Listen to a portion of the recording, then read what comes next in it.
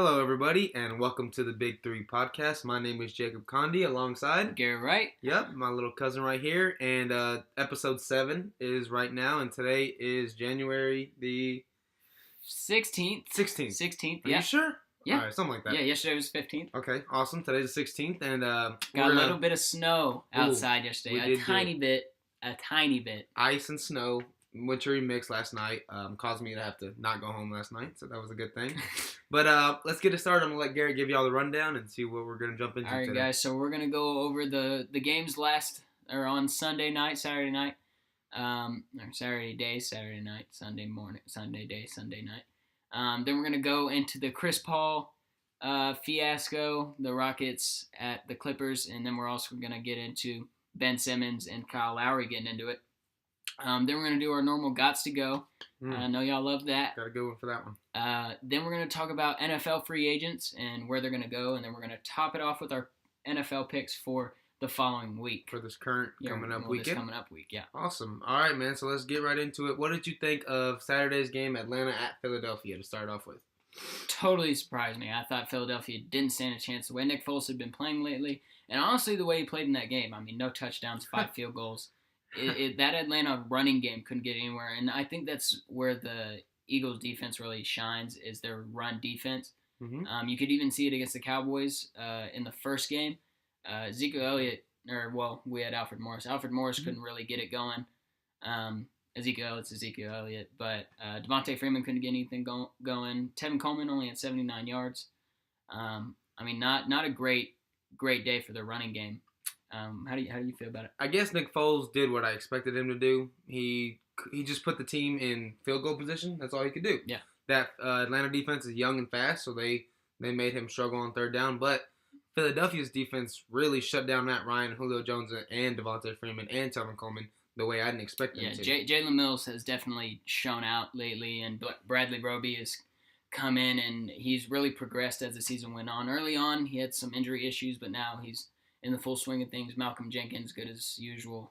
Like, we all knew Philadelphia's defense was stout, but we didn't know they were going to shut down people like that. Especially Atlanta. And how about Julio dropping the 4th and 10? I mean, he went right through his hands. He did get tackled before. I don't know about all that. He had a chance. He absolutely okay, got but tackled. if you have a chance, you gotta come down with that ball. The thing is even if he came down with that ball, his foot was out of bounds. No. His foot was only out of bounds because he didn't catch it. I promise you, had he caught the ball, he would have maneuvered his feet to stay in bounds like he always does. Well, he's a master of toe dragging. There absolutely should have been pass interference on that play. He was pushed down. But there absolutely should have been a catch as well when the ball goes through your hands. If that was Dez Bryant, he'd get no leeway at all. Antonio Brown, they got to make that catch. AJ Green has to make that. Yeah, all the top. I agree you should have made the catch, but I'm saying, the PI had something to do with it for sure. Yeah, so that was the first game, 15-10. So we got Philly at Minnesota. We'll talk about that here coming up shortly. But let's move on to Tennessee at New England Saturday night, this past Saturday.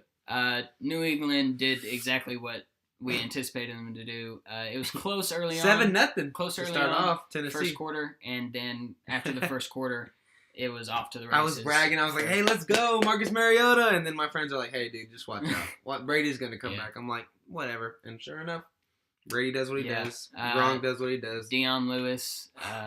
Talk about a weapon. Dude, passing. James White, actually. I'll take James White, to be honest. His playoff record has been amazing. That Super Bowl game, 3 touchdowns.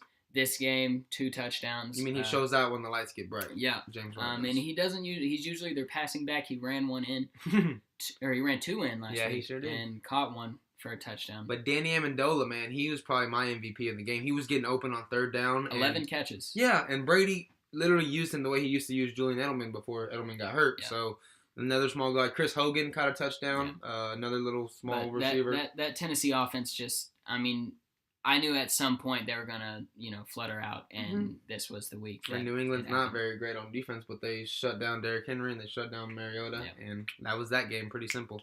How about Sunday morning, man? Pittsburgh at Jacksonville. I called it. In my opinion, that was the best game of the weekend. Not like that was like after it happened. I think that game was most exciting, but I thought Minnesota New Orleans was going to be a little bit more exciting, even though they both were great. Yeah. I think 45 points to 42 points. Jacksonville. You see Calais Campbell called it? Calais Campbell, yeah.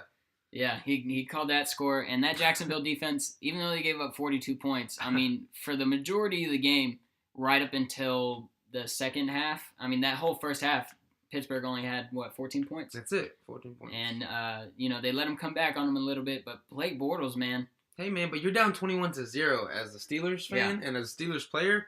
For y'all to even come back and sniff almost a victory, salute to that. That's great. That's called never giving up. That's what I want in my team, dude, is never giving up. Saying, man, Jalen Ramsey's a real deal. A.J. Bouye gave up his first pair of touchdowns.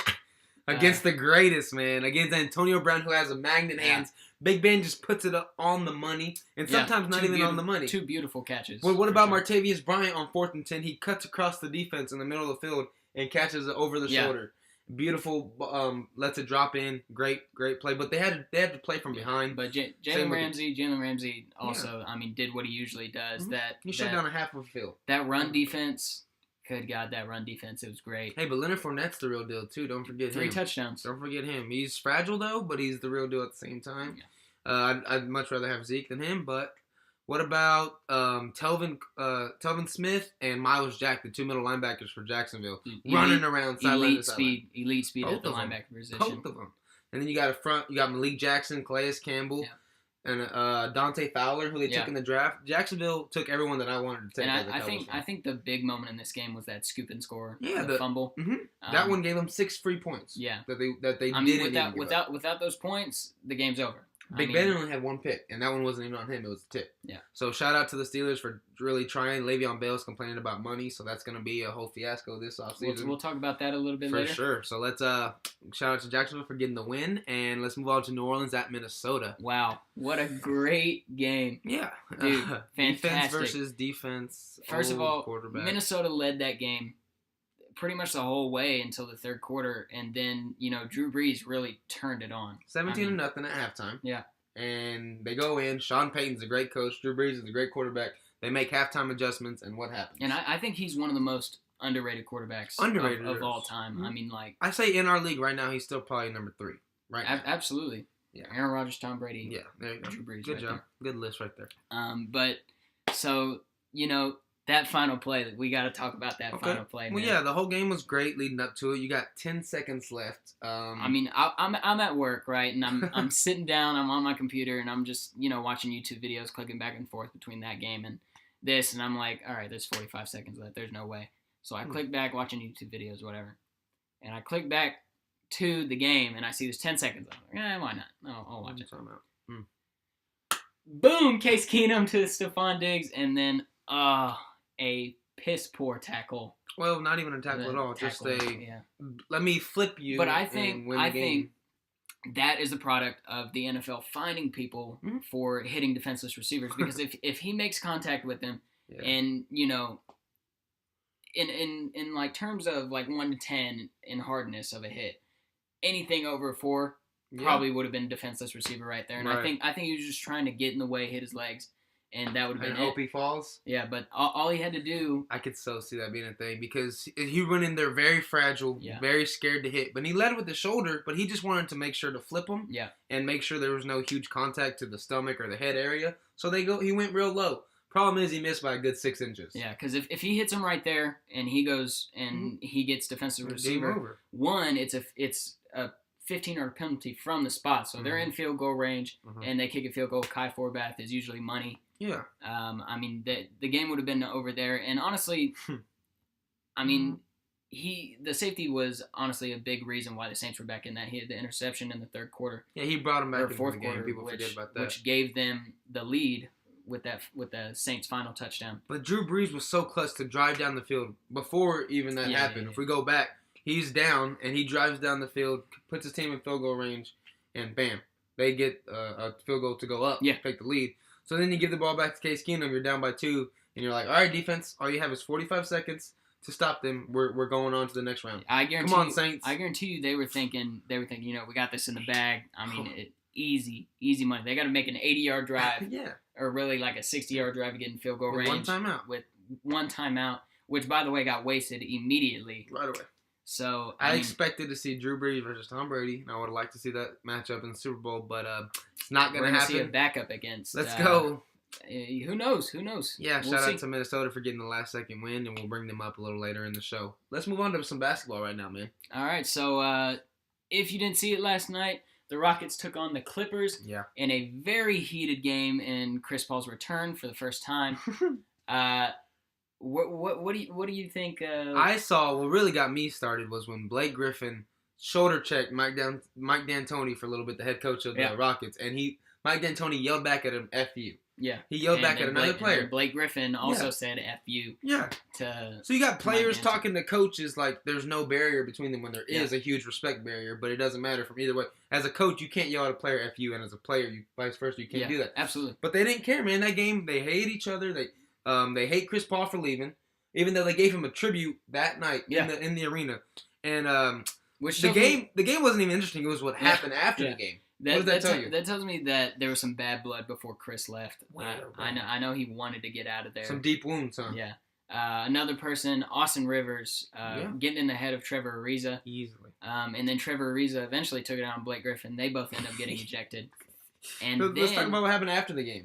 After the game, Chris Paul being a Clipper, knew a back way to the Clippers locker room with no one knowing they were gone. Yeah, so he took James Harden and Trevor Ariza with him. No, he didn't take James Harden. He took Gerald Green. Are you sure? Yeah, Gerald Green. Gerald Green, Trevor Ariza, Chris Paul, and then he threw Clint Capella out to the front door, knocking on their door. Right, he was the last one to try to get in the locker room. Yeah, so but then you got the whole Clippers locker room versus 3 Houston Rockets. Yeah, there's no way. That's dumb. So security saved those guys by shuffling them out and escorting them back to their locker room. Another thing that happened last night, actually quite similar, Ben Simmons and Kyle Lowry joined.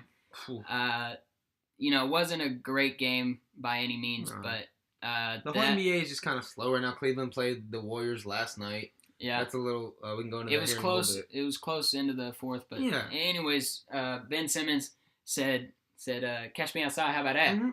And then, what Kyle Lowry said? Kyle Lowry said, "All right, let's go." So Ben Simmons never showed up, but apparently Kyle Lowry was there. Shout out to Kyle. Say. We don't know for sure. Shout out to Kyle Lowry for being a real G. Ben Simmons is all talk. He's good at basketball though. So Ben Simmons calls you out. You say okay, answer him, and he doesn't show up. Who, by the way, Ben Simmons is like a full half a foot taller than Kyle Lowry. Maybe a little bit more, yeah. Or like 8 inches taller. Seriously, and Kyle Lowry's a little short dude, but they're both cold at basketball, so we don't care what y'all do. But hey, I'm all for fights in the NBA again. Bring them back. I don't want fist fights and stuff, but I want some pushing and shoving and some jawing. Make the game interesting again. But that's a little bit quick basketball tips right there. How about we move on to Gots to Go right now? Yeah, our favorite segment. For those of you who don't know, we get 4 things. You get to keep 2, you get to lose 2. Usually they're in the same subject. Kind of, sort of. Why don't you start? All this week? All right, I'll give you my 4 that you get to keep or lose.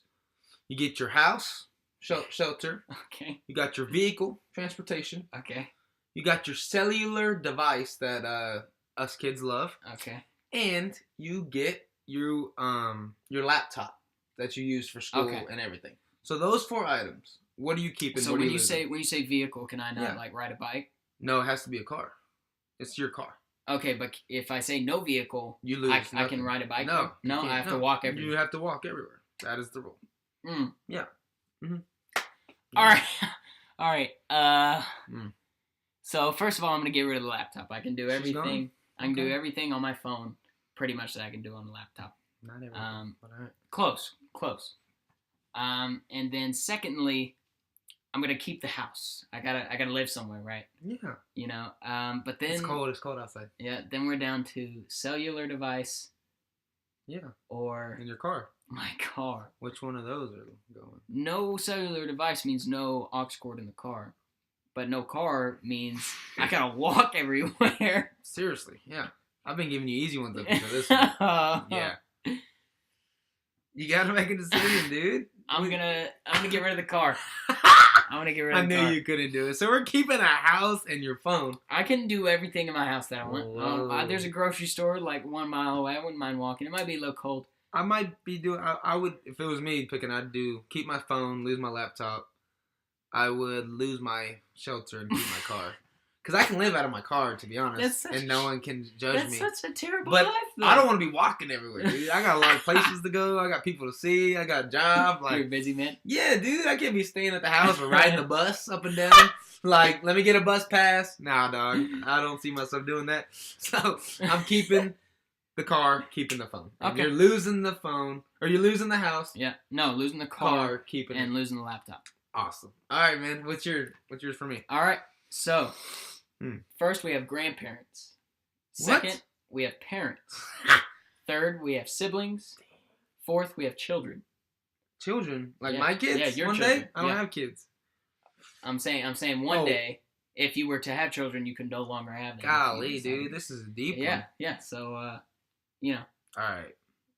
That's not I know fair. our parents and our, our parents, our They kinda grandparents tune in? watch these, tune in. Okay. So I'm sure they're interested in seeing what Jacob is gonna say. Ooh, okay. I'm gonna be not selfish here and let my kids go. Like I won't have kids. We'll say that just because right now that's what I'm gonna say. Okay. So no kids for me. We'll get that out the way. Siblings gots to go. Boop. See you, Savannah. Get a big one. Like I only See have a you, little Savannah. sister, but if I had multiple, they'd all be gone. So bam, gone. So you'd be an only child? Yeah. So that's two. So that means I'm Yeah. keeping my parents and I'm keeping my grandparents. Yeah, you that's can just easy. mooch off of them your whole life. Yeah. Always be like a kid. Like I'll never have to like worry about anybody else besides like younger than Besides me. yourself. Yeah, I can only look up. You know. Yeah. And I'm like the bottom of the totem pole. Like no one's gonna get lower than me.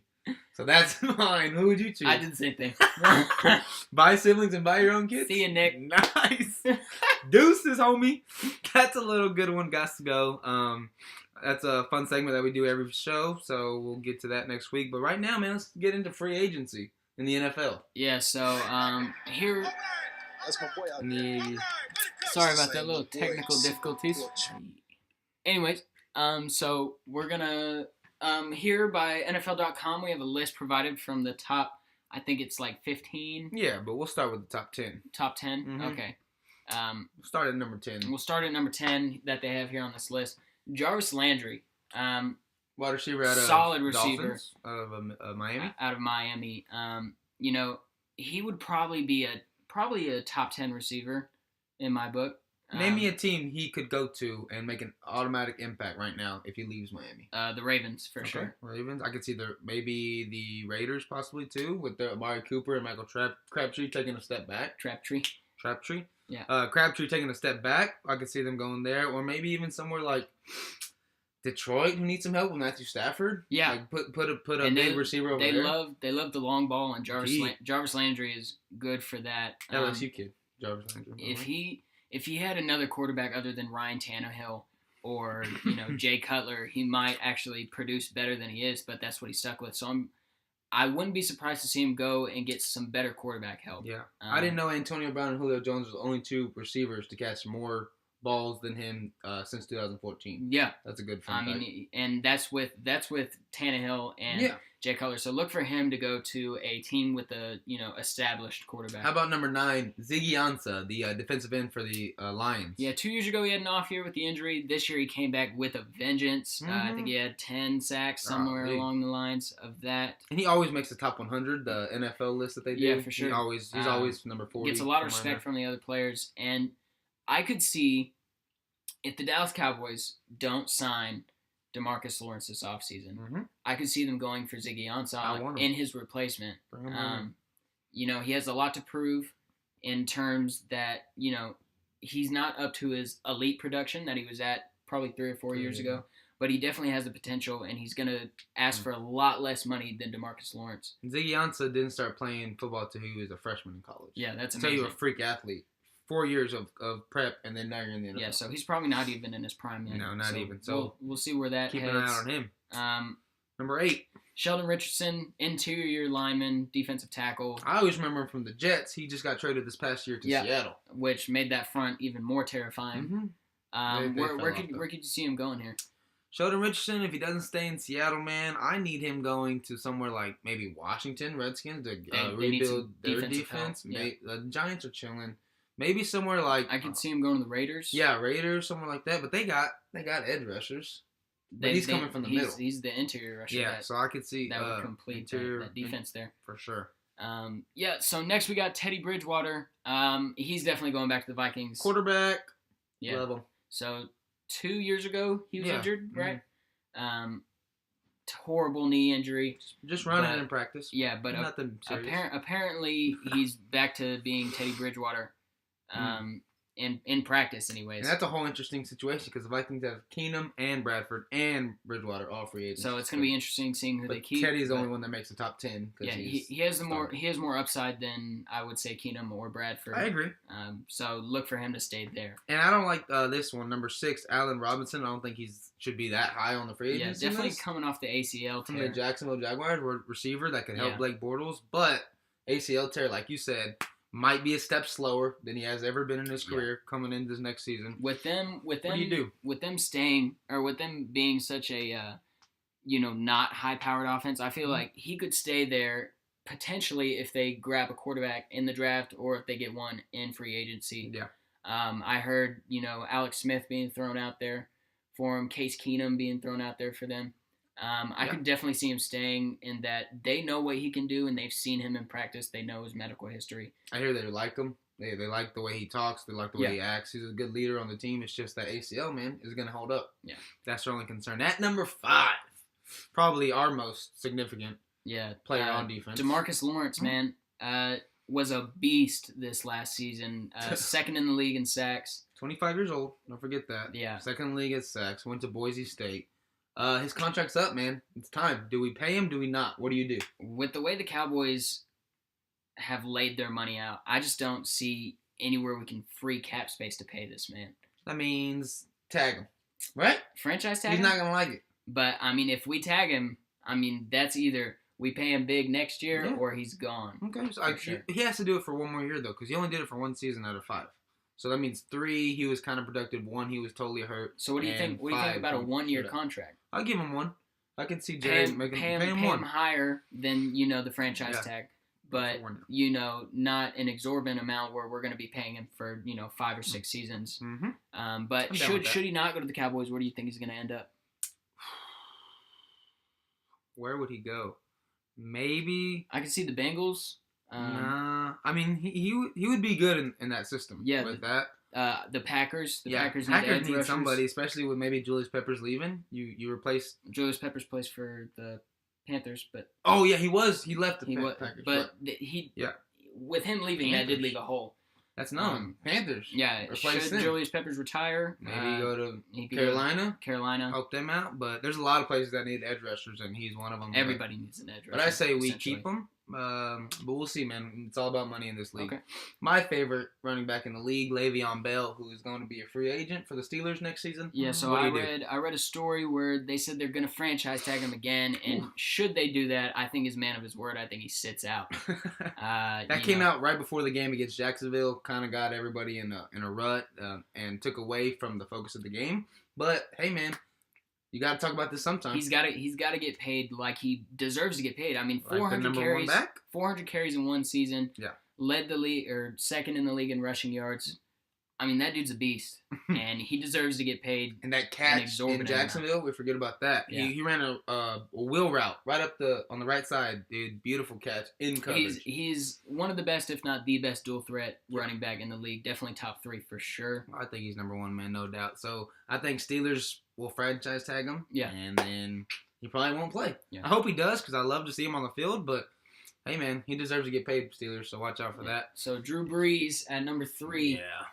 He's staying. He's an old man. I love him, dude. He played a great game against Minnesota this past weekend. He tried. He actually was clutch as he can get, and his defense fell short on him. He's playing at such a high level at such an old age for a quarterback 39. But they don't play with their body anymore. Him, Brady, and Big Ben. It's all up here, dude. They're just experienced. They've seen it. As you can see, they've seen it. In the game, he underthrew a ball. Yeah. Which supposed to be deep. is proof of his aging. His arm strength is just loose. 28-year-old Drew Brees makes that throw easy. All day. How about 39-year-old? But no. that wear and tear is definitely taking a toll on his body. And he's a little guy, 6 foot maybe. But I think that's why the Saints are going to stick with him. They have a good team. Mm-hmm. I'm pretty sure he'll finish his career out there. I hope he does. I don't want to see him go anywhere else. No. That's a waste because he knows the system better than anybody. New Orleans loves him as a city. He brought them a championship in 2009 against your boy Manning. Big Manning, not Little Manning. Little Manning only wins Super Bowls. But Drew Brees, he's a beast, and I love to see him stay there. But we'll move on to number 2, Kirk Cousins. Dude, this is a delicate topic here. Redskins, woo! Please get out of my division, please. He hates being franchise tagged. I know he's been playing for that money, and I feel like if he gets franchise tagged one more year, he's out. Okay, but Kirk Cousins is like the 12th or 13th best quarterback in our league, and he's still asking for like top dog money, and he's gonna get it from somebody. Yeah, I mean, but Denver? also if you look at his weapons, Yeah. I mean, what has he had? He had Garcon, old Garcon, old Deshaun Jackson. Yeah, I mean, he's had a lot of weak. Oh, the tight end. What's Jordan?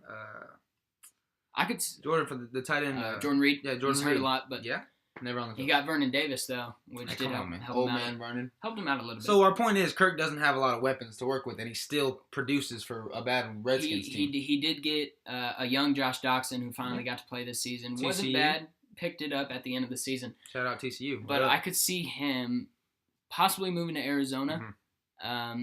Arizona, Denver, maybe Jacksonville. Blake Bortles doesn't work out. Yeah, so one of those three, or possibly staying with the Redskins if they decide to pay him. Please don't, because he's gonna hurt the Cowboys for a long time. Yeah, he will. Trust me. But he's gonna get a long contract because he's been doing it for several years now. What? Kirk Cousins is 1-6 against us though. Yeah, but I'm just scared he's gonna turn that record around real quick and make it 6-6 real quick. He's gonna pick it up. No matter where he goes, especially if they get him some more offensive weapons. I mean, they haven't had a running back in so long. Time. Rob Kelly was okay last year. Alfred Morris was good with Robert Griffin. That was and then he got hurt out there, so he hasn't really had.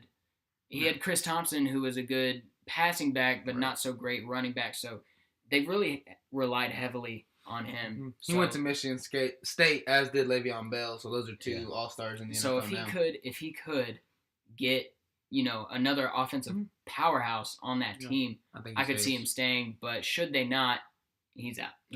I could see him going to Jacksonville. Jacksonville easily for sure. I mean, they've got a bunch of offensive weapons, just not at quarterback. And at number 1, Jimmy G, man, we don't even need to talk about this guy. He's going to be re-signed again. And 49ers have a ton of money. That's their next quarterback. They're never going to let him get away. No, he's staying there. They gave their second-round pick for him. I mean, there's no point in giving that away if you're just going to let him go. So now you can focus on defense and offense in the draft. So let's go with some honorable mentions here. Okay. Let's pick from this list here. Who are you seeing? Here, let's go with Case Keenum. We talked about him a little bit earlier. Go to Arizona, Case Keenum. Go to Arizona. They like older quarterbacks that are smart and listen to the coach. Yep. Go to Arizona. No Bruce Arians though. No, I feel like that's gonna impact a lot of their free agency. I guess moves because they don't have they don't have a head coach that they're really eyeballing to play for. Maybe the Giants when Eli's gone, but the Giants are going to draft quarterback. Yeah. But say they don't, maybe get a veteran like Case Keenum in there. Yeah. Talk some wouldn't sense into be bad rookies. to hold him down for 2 or 3 more What years. about Malcolm Butler, dude? What do you do with him? Cornerback for New England Patriots. Yeah, they've definitely got 2 solid corners in Stephon Gilmore and who's the other one? Oh, he's the other one, but no, Roby Coleman. Oh, Coleman, yes. You got two solid corners in there, and they're fighting for playing time. So I feel like Malcolm Butler's going to go where he can be the number one, where he can be the standout star. They did give him that chance last year. He played subpar. He did good. He did good. Super Bowl. He did good for Super Bowl season. He did good for coming out and being the guy they wanted him to be.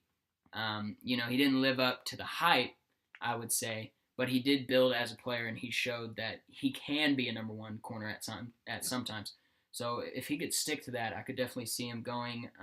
Really good player in the NFL. Always I could see him going to the Kansas City Chiefs, who has some pretty bad pass defense.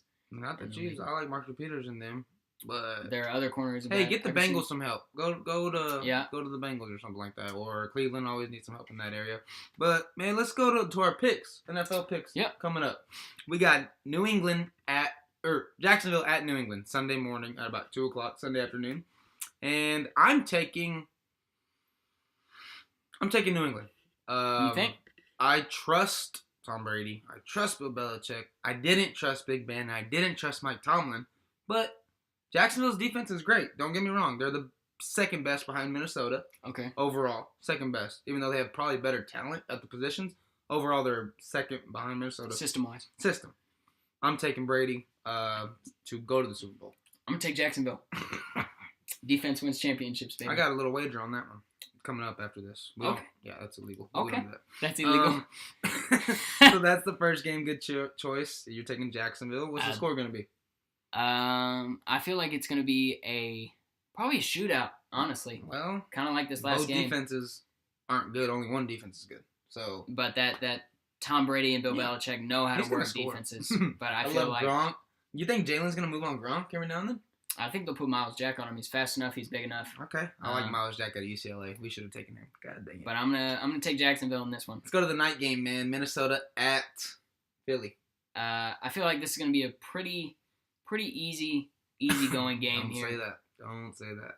What happens if Nick Foles comes out and balls, literally throwing bombs everywhere? Like 2014 Nick Foles. Yeah, I think the weather's gonna be better than it was this week when he played Atlanta. So that means weather's better. Wind conditions are lower. Hey, he can sling it like he likes to. You got weapons. Nelson Aguilar. You think he can beat that Minnesota defense? No. I was just trying to hype him up for like dramatic effect, but no. Case Keenum's gonna just dink and dunk. You know how he does. Just be a bus driver. Yeah. Let Xavier Rhodes, Anthony Barr, Kendricks, the middle linebacker, and the hitman Harrison. Just let them run around and do their thing.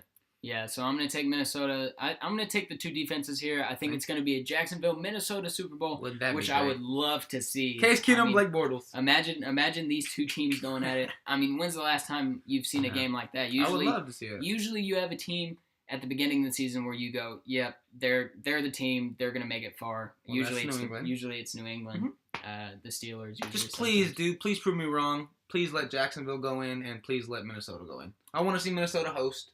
Be the first time ever they host the Super Bowl and win it. I'm going for Minnesota, but we'll talk about that next week on our podcast.